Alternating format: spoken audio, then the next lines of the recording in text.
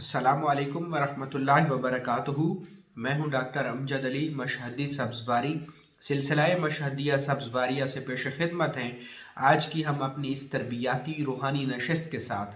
जैसा कि आप जानते हैं कि माशाअल्लाह से रमज़ानुल मुबारक अपने आखिरी अशरे में दाखिल हो चुका है, और रमज़ानुल मुबारक के आखिरी अशरे में माशाअल्लाह से अल्लाह ने एक ख़ास राज को छुपा कर रखा है, जो कि लैलतुल क़द्र का राज है। अल्लाह इस रमज़ान की बरकत से हमें, रमज़ान की हुर्मत से हमें आफ़ियत अता फ़रमाए और लैलतुल क़द्र अता फ़रमाए, और लैलतुल क़द्र के सदक़े में अल्लाह हम सब की मग़फ़िरत फ़रमाए।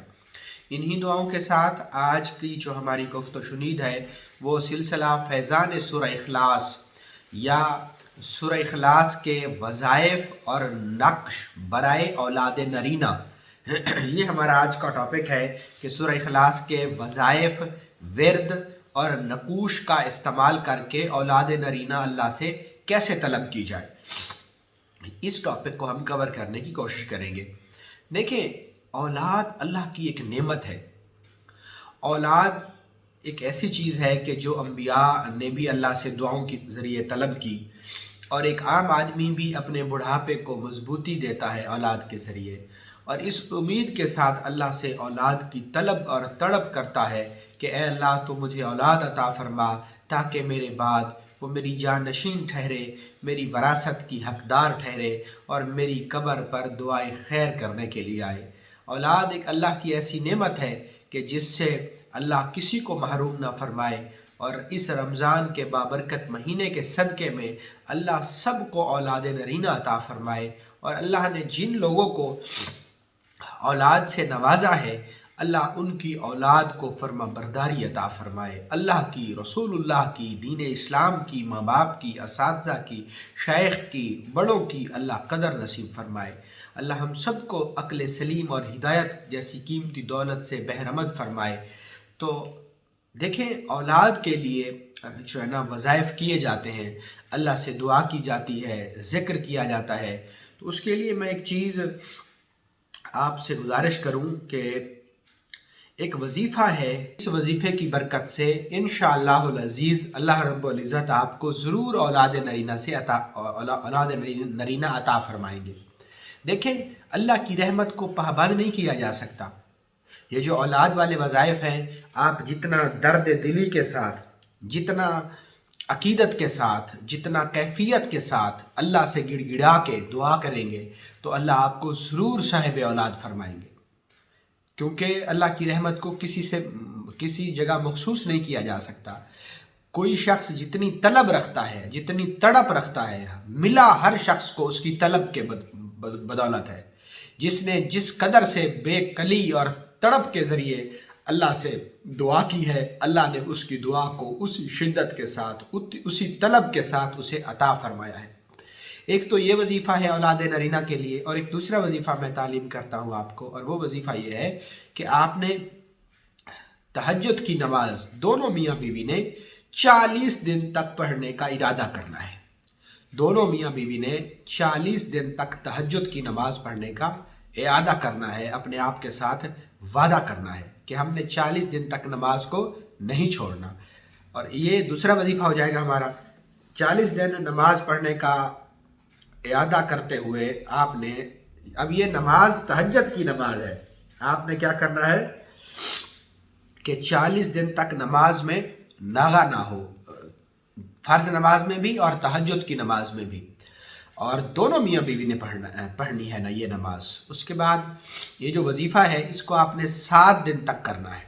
और वजीफ़ा क्या है, उसके लिए आपको क्या चीज़ चाहिए, उसके लिए आपको चाहिए कि आप 1 पाव आधा किलो खुश्क छुआरे ले आएँ, और उनमें से साफ पाक छुआरे जो सेहतमंद और मोटे मोटे छुआरे हों। छुआरे खुश्क खजूर को कहते हैं, वो कहीं से भी, किसी भी पंसार की दुकान से आपको मिल जाएंगे, वो आपने लेने हैं। और आपने छोटी इलायची लेनी है, सब्ज़ हालत वाली। और उसके बाद आपने एक नीले रंग का धागा लेना है, जो धागा सूती होना चाहिए, मोटा धागा होना चाहिए। अब आपने क्या करना है कि 2 रकात नमाज नफल सलातो तौबा पढ़नी है कि ए अल्लाह, हमसे अगर कोई गुनाह हो गया है اور اس گناہ کی گرفت کی وجہ سے تو ہمیں اولاد نہیں دے رہا، تو اللہ ہم اپنے اس گناہ سے توبہ کرتے ہیں، ہم اپنے اس گناہ سے رجوع کرتے ہیں، اللہ ہم تجدید ایمان کرتے ہیں، ہماری توبہ کو قبول فرما اور اس گناہ پر ہماری گرفت نہ فرما۔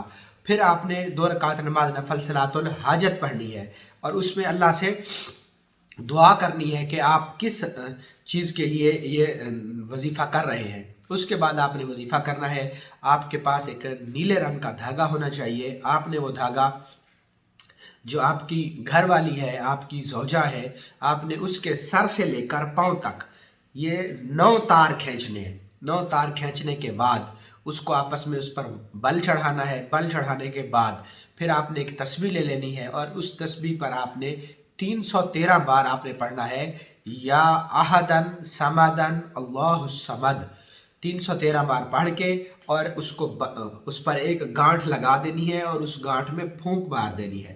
پھر اسی طریقے سے دوسری گانٹھ لگانی ہے اور اس پر پھونک مار دینی ہے، پھر تیسری گانٹھ لگانی ہے اور اس پر پھونک مار دینی ہے، پھر چوتھی گانٹھ لگانی ہے اور اس پر پھونک مار دینی ہے، پھر چھٹی گانٹھ لگانی ہے 313 بار پڑھنے کے بعد اس پر پھونک لگا دینی ہے، پھر 7ویں گانٹھ لگانی ہے اور اس کے اندر 313 بار یہ وظیفہ پڑھ کے اس میں پھونک مار دینی ہے۔ مقصد بھی آپ نے اپنے ذہن میں رکھنا ہے۔ یہ 7 گانٹھیں ہو گئی۔ اس کے بعد پھر آپ نے سورہ اخلاص کو پڑھنا ہے۔ سورہ اخلاص کو آپ نے 1008 بار پڑھنا ہے اور اس نیت سے پڑھنا ہے کہ اللہ تو ہمیں اولاد نرینہ عطا فرما۔ آپ نے 1008 بار پڑھا اور ایک گانٹھ لگا دی، پھر آپ نے 1008 بار پڑھا اور دوسری گانٹھ لگا دی، پھر آپ نے 1008 بار پڑھا اور تیسری گانٹھ لگا دی، تو یوں یہ 10 گانٹھیں ہو جائیں گی۔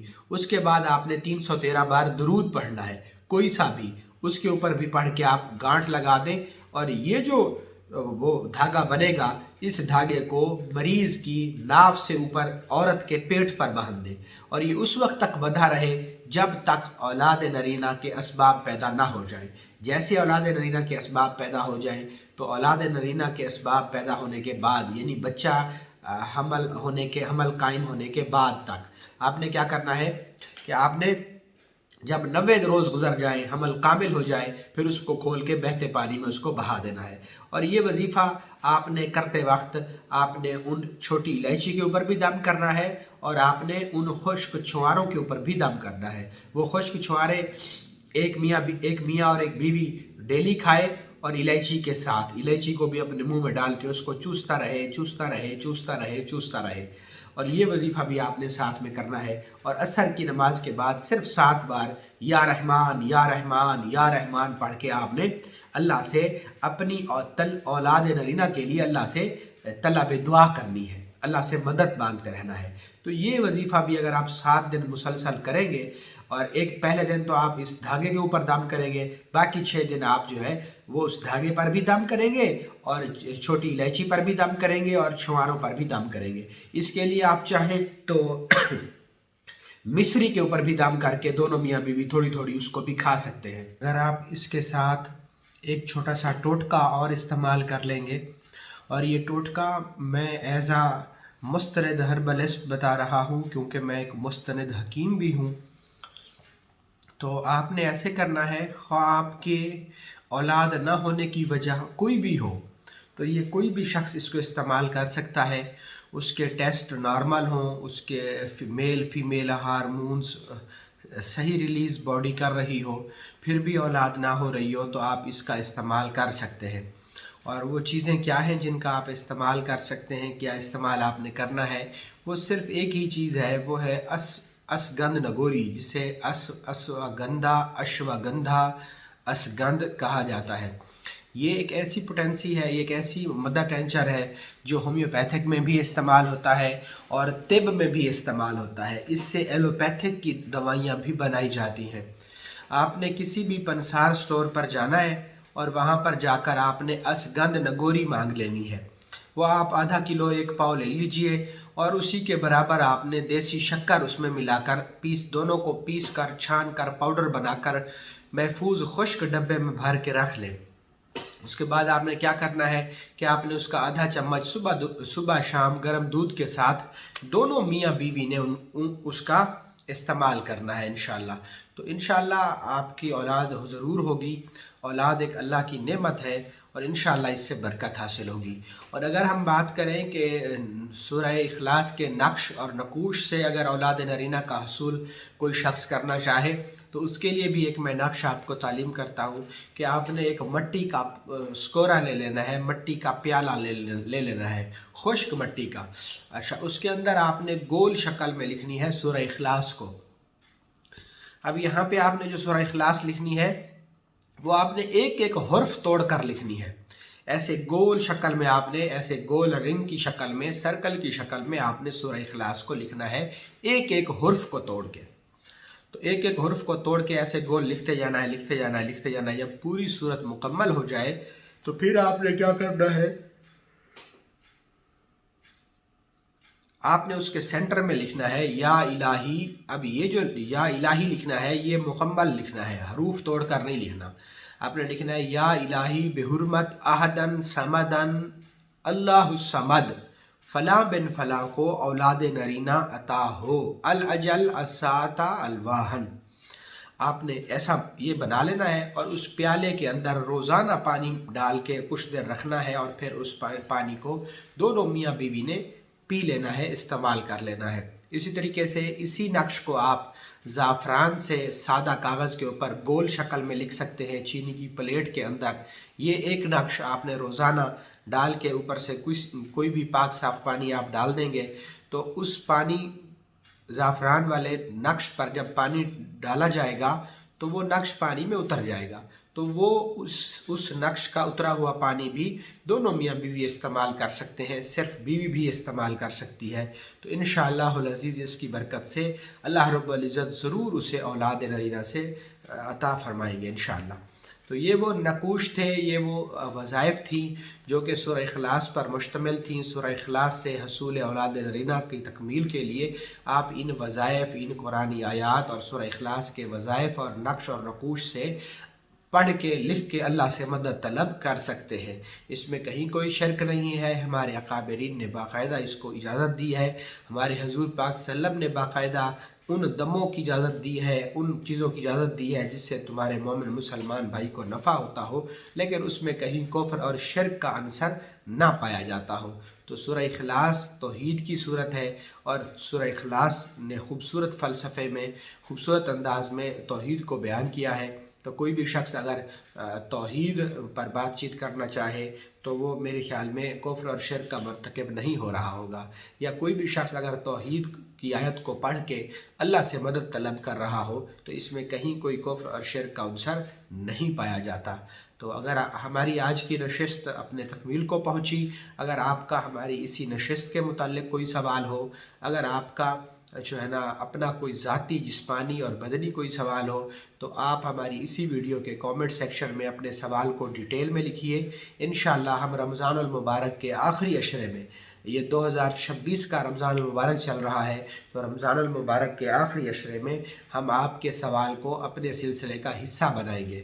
اس کے لیے آپ کامنٹ سیکشن کو یوز کر سکتے ہیں۔ اگر آپ کو کوئی پرائیویسی ایشوز ہوں، آپ وہاں اپنا مسئلہ اور نام نہ لکھنا چاہیں، تو اس کے لیے آپ اپنا مسئلہ اور نام مکمل تفصیل ڈیٹیل کے ساتھ مختصر اور جامع الفاظ کے استعمال اور چناؤ سے، یا پھر آڈیو میسج کی شکل میں ہمارے ڈسکرپشن میں موجود واٹس ایپ نمبر پر جسٹ آڈیو میسج یا ٹیکسٹ کر کے بھی اپنا مسئلہ مکمل بتا سکتے ہیں۔ ہم آپ کو اس کا قرآنی حل اسی سلسلے میں ضرور آپ کے سوال کو اپنے سیشن کا حصہ بنائیں گے۔ تو بہت شکریہ، السلام علیکم۔